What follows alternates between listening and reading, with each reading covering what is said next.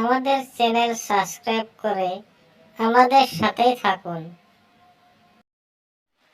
হ্যাঁ রে বাবা, তোর তো কালকে পরীক্ষা, ভালো করে পড়াশোনা করেছিস তো? হ্যাঁ মা, আমি ভালো করে পড়াশোনা করেছি।